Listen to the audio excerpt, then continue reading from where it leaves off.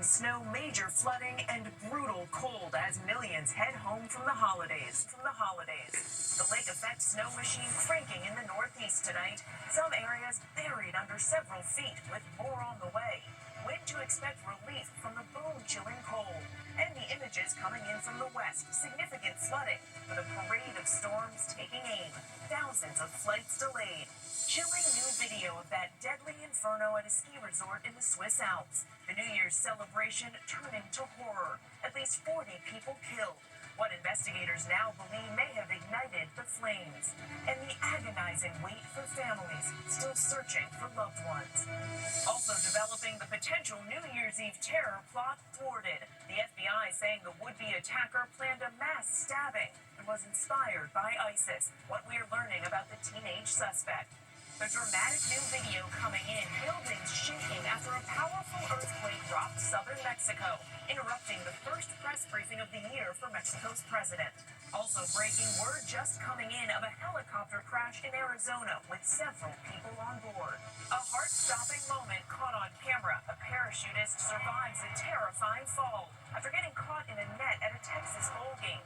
Thousands of football fans stunned. Tonight, President Trump's new warning to Iran as protests spread and turn deadly.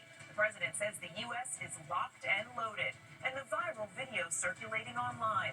A lone protester boldly defying armed police. New details tonight after an Ohio dentist and his wife were found shot to death. A new plea from police as the victim's family speaks out. President Trump defending his health tonight after a revealing interview.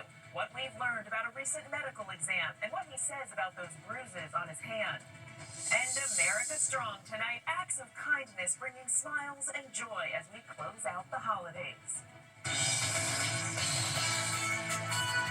From ABC News World Headquarters in New York, this is World News Tonight with Dave Muir. Good evening, I'm Mary Bruce in for David. We're following breaking news of those bone-chilling temperatures blasting the Northeast corridor. The bitter cold making it feel like single digits in some areas in the first weekend of the new year. Right now, lake effect snow continues to hammer parts of western New York. The snow piling up, creating treacherous conditions from backyards to back roads. Out west, dramatic new images of flooding inundating the Bay Area. Cars submerged in murky water. Other areas in California under threat of heavy rain and even mudslides. WABC meteorologist Brittany Bell is monitoring the conditions tonight. But first, ABC's Morgan Norwood leads us off from New York. Tonight, single-digit wind chills fueling a lake effect snow machine that shows no signs of letting up. Outside Syracuse, vehicles stranded in an absolute whiteout in Fulton, New York. Overnight, towns south of Buffalo absolutely engulfed. That yardstick reading 27 inches of fresh powder. Multiple vehicles stranded on Interstate 196 near Grand Rapids, others struggling to stay on the road. In the west, extremely high tides from San Francisco Bay, inundating neighborhoods north of the city. This after a month's worth of rain fell on the first day of the year in San Diego. In San Bernardino County, first responders plucking this toddler and guiding several others to safety from washed out vehicles. And back on the frigid East Coast, new body camera video showing officers on Long Island springing into action to save a boy who fell through the ice on Christmas Day, sliding across the ice to save him. 8-year-old Tavion telling everyone today he learned his lesson. Do not walk on the ice. And Mary, even here in New York, you can see a few flurries falling tonight, but across the Northeast, temperatures will feel like the teens in single digits as we head into the weekend, from Philly to New York, all the way up to Boston. Mary? Just brutal cold. Morgan, thank you. We're tracking new storm threats and that bitter cold, so let's get right over to meteorologist Brittany Bell from our New York station. Brittany?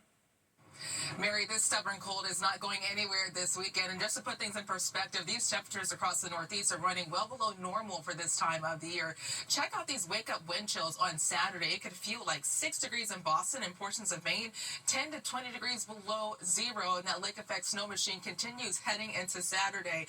But there is some relief right around the corner. We just have to wait until later next week. The outlook showing that spots east of the Rockies will likely have warmer than normal temperatures. Even in New York, we could get close to 50 60 degrees across the west, looking at cooler than normal temperatures. Speaking of west, they're getting more rain on already saturated ground. That storm ramping up. There is many alerts, including a wind alert, also a winter storm warning for 1 to 2 inches of rain and up to 1 to 2 feet of snow in the mountains. Mary?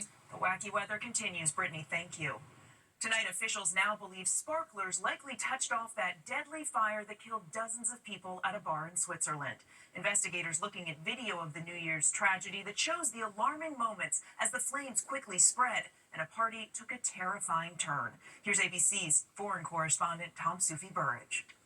Tonight, new video capturing the harrowing moment flames start engulfing the ceiling inside a bar in the Swiss Alps early New Year's morning. The video shot by a boy who was severely injured in the fire shows a celebration quickly turning into horror.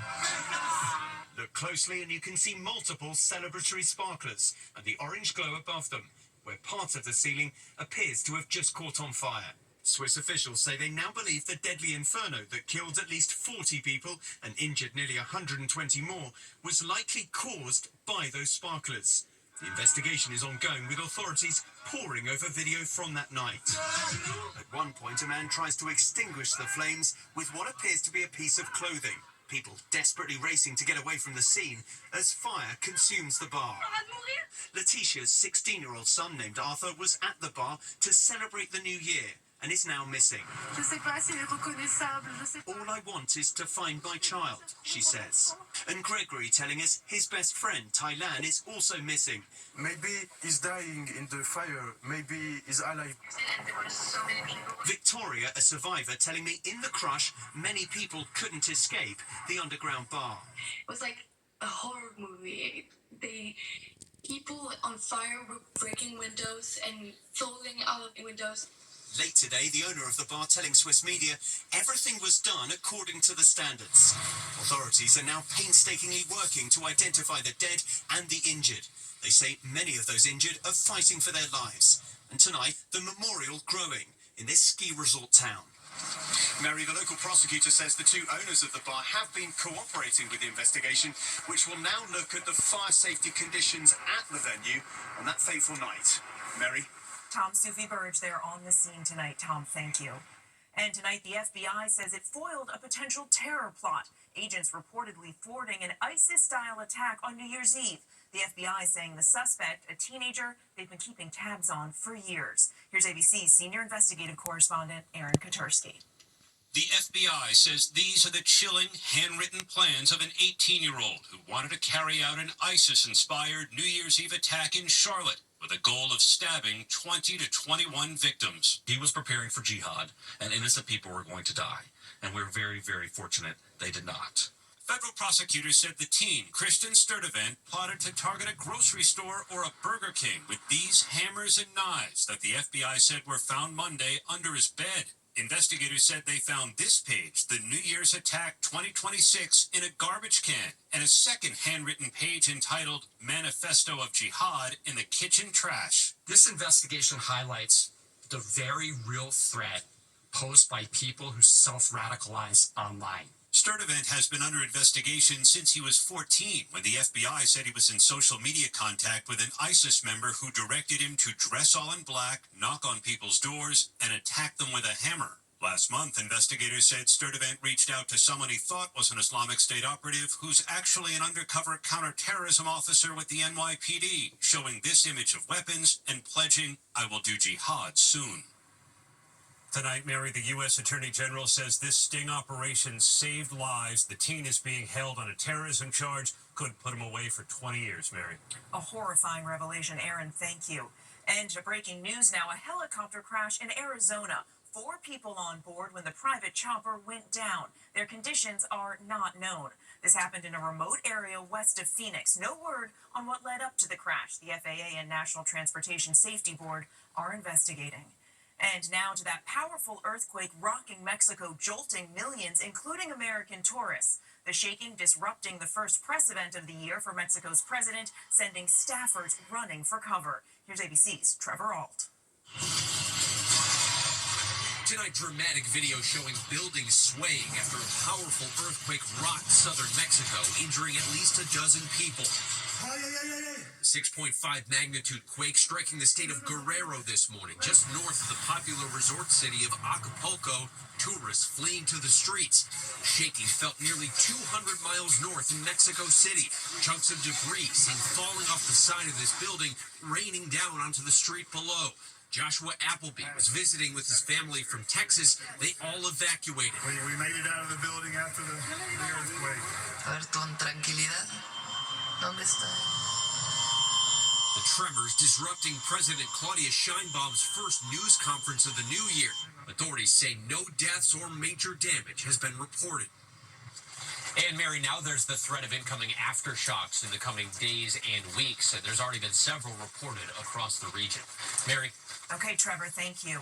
Tonight, President Trump issuing a stern new warning to Iran, saying the U.S. is, quote, locked and loaded, vowing to step in if Iran kills peaceful protesters. His remarks coming amid widespread anti-government demonstrations in Iranian cities. Here's ABC's Maggie Ruley. Tonight, an ominous warning from President Trump to Iran, saying the U.S. is locked and loaded and ready to go if the Iranian regime uses lethal force against protesters. Trump posting, if Iran violently kills peaceful protesters, the United States will come to their rescue, but providing no additional details. Trump's message coming just hours after reports that at least 6 people were killed in Iran as nearly a week of protests sparked by the economic crisis and currency collapse escalate. This moving image, one lone protester sitting before armed security forces, as seen circulating online. Trump has shown a willingness to confront Iran directly, the U.S. striking its nuclear facilities in June. Just days ago, Trump meeting with Israeli Prime Minister Benjamin Netanyahu at Mar-a-Lago, promising the U.S. will back Israeli strikes on Iran if Tehran continues with its nuclear weapon program.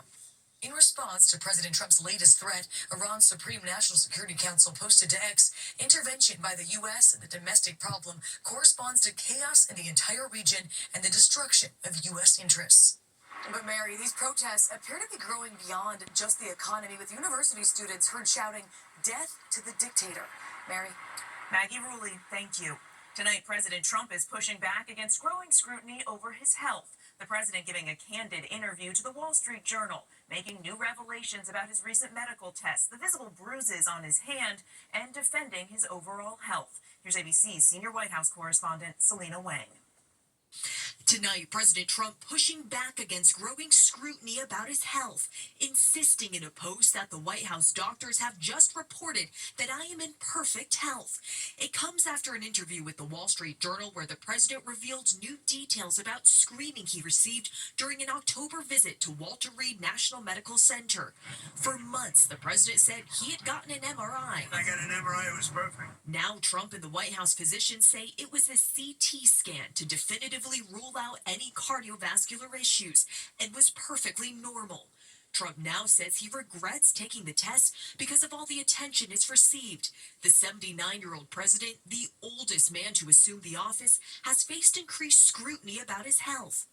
Images of bruising on his hands raising concern. The White House saying it's because of constant handshaking.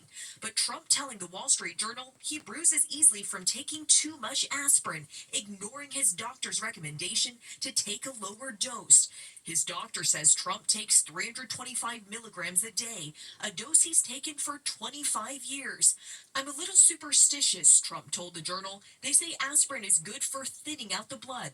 I don't want thick blood pouring through my heart. I want nice thin blood pouring through my heart. In July, the president was diagnosed with chronic venous insufficiency, a common condition in older adults that often leads to swelling in the legs. Trump told the Journal he tried compression socks, but didn't like them. And Mary, the president is also denying that he's fallen asleep during White House events, saying the camera simply caught him blinking or resting his eyes. Mary? Thanks, Selena. A family tonight speaking out and demanding justice after a dentist and his wife were gunned down in their home in Ohio. Their 2 children found alive and uninjured. Tonight, we're hearing the desperate calls to 911 that led police to make the grisly discovery. Here's ABC's Ike Ajachi. Tonight, police in Columbus, Ohio are asking the community for any camera footage that might have captured the gunman who killed a popular dentist and his wife inside their home. We cannot get a hold of him or his family. We're now hearing more of the desperate 911 call from worried friends who went to check on Dr. Spencer Tepe when he didn't show up for work. I can hear kids inside, and I swear I think I heard one yell, but we can't get in. Their two young children could be heard crying inside. Later, that friend was able to see Spencer's body through a window. There's a body. He's laying next to his bed, off of his bed, in his body. Once on scene, police say Spencer had suffered multiple gunshot wounds, and his wife Monique was shot in the chest. The couple were just a month away from their 5th wedding anniversary.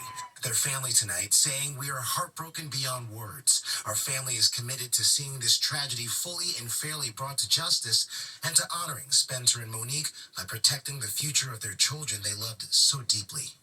Mary, authorities say there is a police camera nearby close to their home, but haven't confirmed whether it caught images of the killer who pulled the trigger with 2 small children just steps away. Mary? Still so many questions, Ike, thank you. And when we come back, the heart-stopping video. A parachutist falls at a bowl game. The crowd there shocked. Plus, a deadly mountain lion attack. The urgent search for the wildcat in Colorado after a hiker is killed. Next year tonight, a parachutist falls in front of an entire crowd at the Armed Forces Bowl. Take a look at this, the heart-stopping video. The parachutist is coming in for a landing at the stadium in Fort Worth. Then the parachute appears to snag, followed by that big drop. Fortunately, bowl officials told our local affiliate that he walked off on his own power. And when we come back, the urgent search for a mountain lion after a hiker is killed. And the critical NFL matchups set for tomorrow. The index now in the search for a 3rd lion following a suspected deadly attack in Colorado. A hiker killed on a trail on New Year's Day. Authorities shooting one lion on the scene, then euthanizing a second one later. It's unclear whether one or multiple lions were involved in the attack. One resident sharing her trail camera video saying she's seen an increase in mountain lion activity over the last few years. And to football now in the big finale for the regular season. We will see some incredible matchups this weekend. First, the Carolina Panthers and the Tampa Bay Buccaneers battle for the NFC South and possibly the final playoff spot in the conference. And for the NFC West, it's the Seattle Seahawks versus San Francisco 49ers for the division championship. Both games tomorrow on both ESPN and ABC, starting at 4:30 p.m. Eastern. And when we come back, acts of kindness across America to start the year.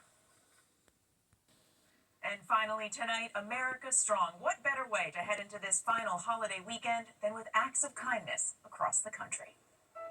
In Newark, New Jersey, just days ago, part of the Associated Humane Society's animal shelter collapsed after a snowstorm. Dozens of dogs needed foster homes, and fast. The community pouncing into action, finding all the dogs' foster homes. Tonight, the shelter sending us this photo of Peanut, happy and safe in his new home, just in time for the new year.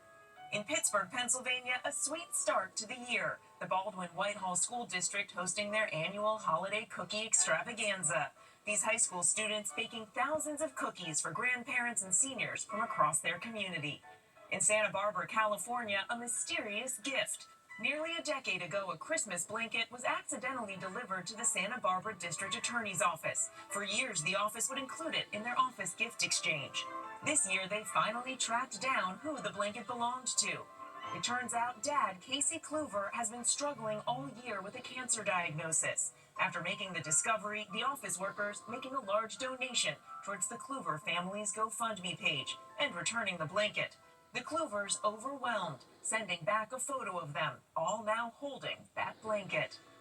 And in Twin Falls, Idaho, and Norwich, New York, their local holiday parades. It's a tradition they look forward to and rely on.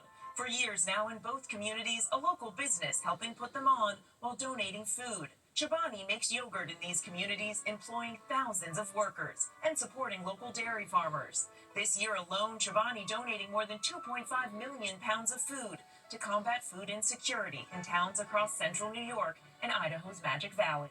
We love the community we live in, and we love to take care of them. So this is just one of the small things that we do for them to show how much we truly show up for our community. A little extra kindness to start the year. Thank you for watching. I'm Mary Bruce. Good night.